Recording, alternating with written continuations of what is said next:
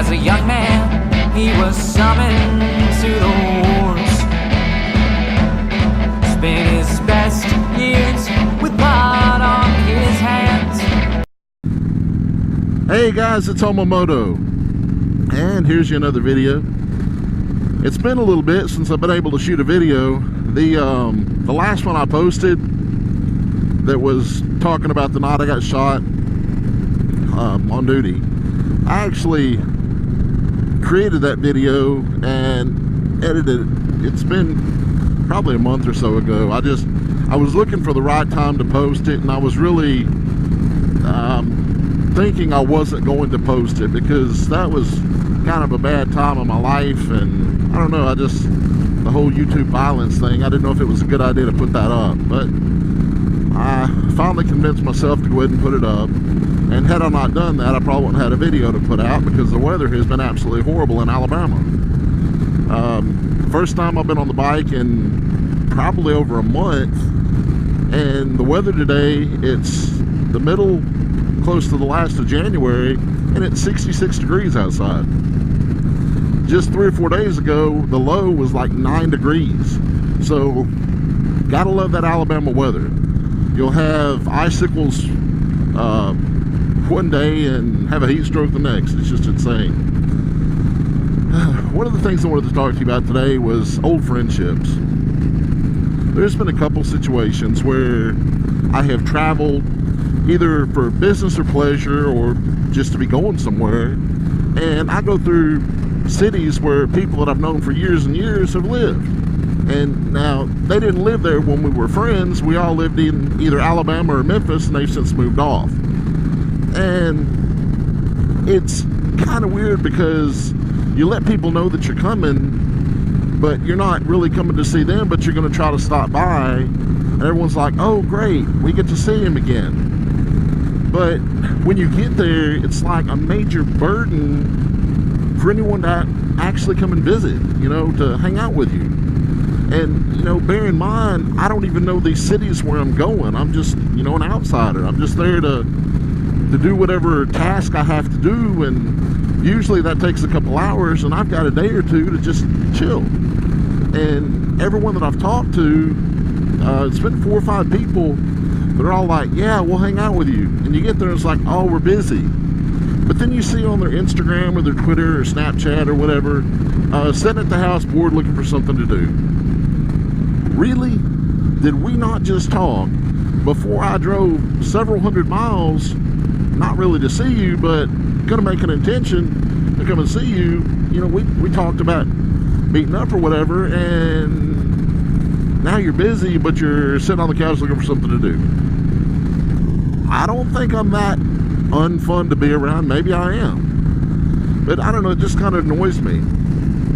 Couple situations, some friends moved up north, and one situation, I went to pick up a buddy that moved to Cleveland, Ohio, and the situation didn't work out with him and his girlfriend, fiance, wife. I don't know if they were ever actually married, but they do have kids together, and he needed someone to come pick him up and take him all the way back to Alabama.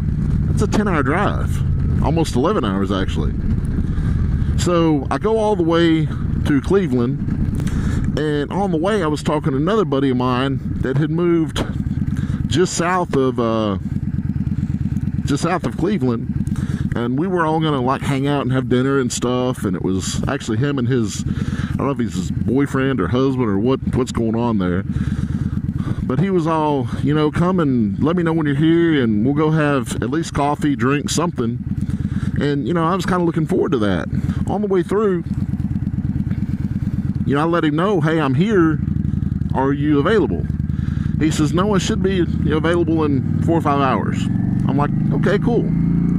I'll go pick up my buddy and we'll just all meet and have drinks or chill or whatever together. And he's like, that's great, that's fine. So I make it up to Cleveland, pick up my buddy, and I kind of expedite it a little bit because I don't want to miss out on seeing my friend. Well, as I'm coming back through his little town, I call him and he doesn't answer. I call him, he doesn't answer. And I look and he's on Facebook, and it shows he's just active like 2 minutes ago. So, you know, I don't know what's up with that. But we've been friends for a very long time, over 20 years. That's the first one. Another one was one of the guys I used to hang out in Memphis all the time. As a matter of fact, he got himself in some trouble. He's like a chihuahua. He's a little bitty guy, but he thinks he's a big guy, and he always wants to fight.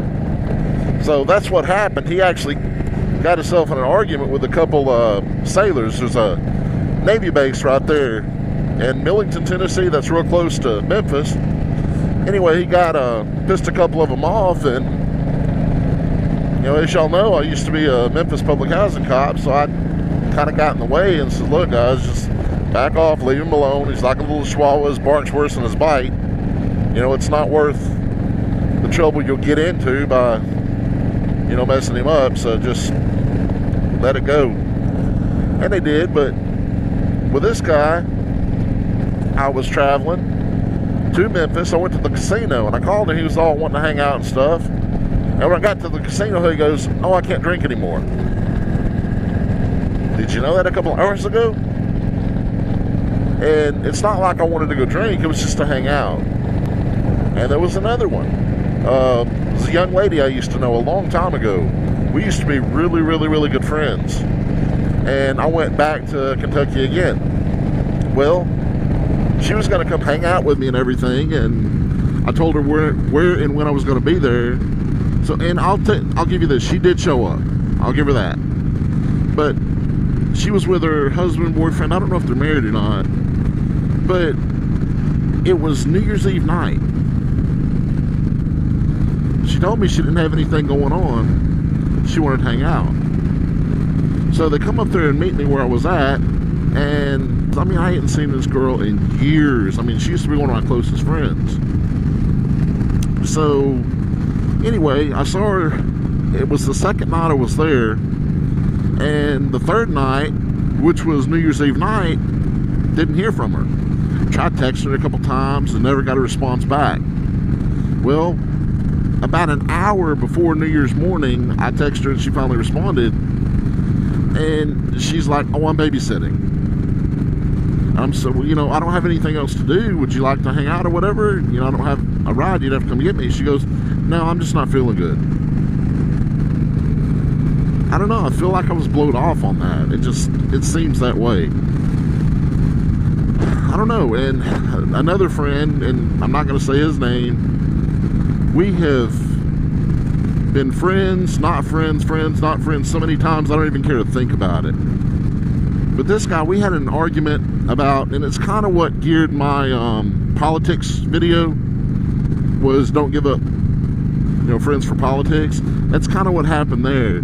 We had different political views, and like I said in my video, I don't consider myself really Republican or Democrat, kind of somewhere in the middle. But, I vote for who I feel is the right candidate, not the right party. And that's the way I think you should do.